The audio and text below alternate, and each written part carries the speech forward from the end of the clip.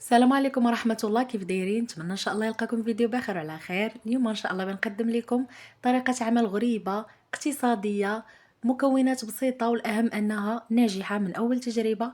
اول حاجة غنحتاجوها كأس ديال كاوكاو مطحون، ممكن ديروا نص لوز ونص كاوكاو، كأس ديال سكر سنيدة، كأس ديال زيت نباتي، جوج خمارات، فاني وحدة، معلقة صغيرة ديال القرفة، قبيصة ديال الملحة، ومارغرين 125 غرام. يعني العلبة الكبيرة أو المارغرين الكبيرة اللي كتكون فيها 250 فكنستعمل نصها. اللي بغات تعمل مارغرين كاملة ممكن تضاعف المكونات. من بعد ما كتكون عندنا الزبدة أكيد درجة حرارة المطبخ باش يسهل عنا أننا نخدموها. كنضيف قبيصة الملحة، سكر سنيدة، والفاني.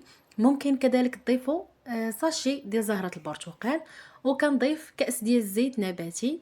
غادي نخدموا هاد المكونات مزيان.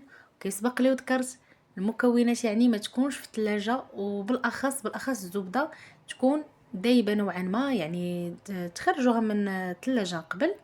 غنضيف كاوكاو والقرفه، وغادي نمزج هاد المكونات مزيان.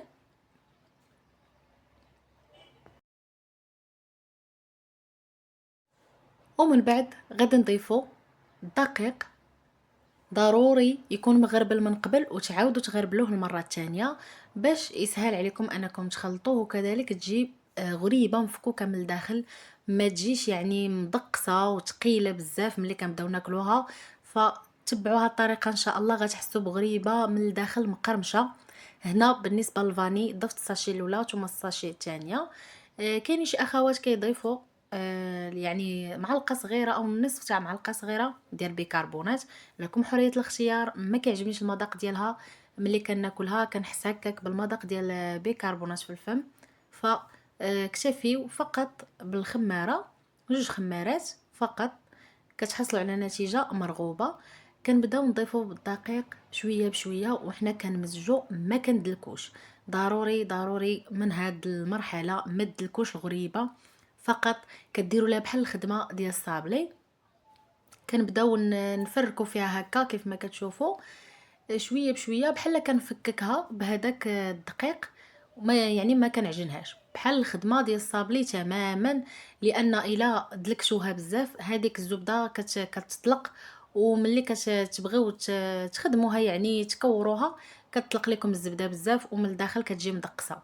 كيف ما كتشوفوا غادي تقولوا لا غتجينا شويه صعيبه فاش غنبداو نكوروها، فغير خدموها بيديكم بحال هكا، يعني تماشى من هاد اليد لهاد اليد حتى كتحصلوا على كويره. من بعد شكلوها كيف بغيتو وحطوها في الطاوه. بالنسبه لي انا الكره الاولى فكنكون مشعله الفران فاش كنبدا نخدم فيها.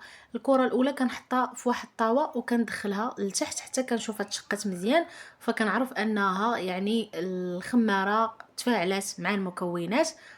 ومن بعد عاد كنبدا نكور في العجين اللي تبقى ليا. ضروري ان شاء الله بالنسبه بالاخص الاخوات المبتدئات يديروا هذه المرحله، خذوا كويره جربوها وضعوها في الفران من التحت حتى كتشقق، ومن بعد كملوا على العجين كامله.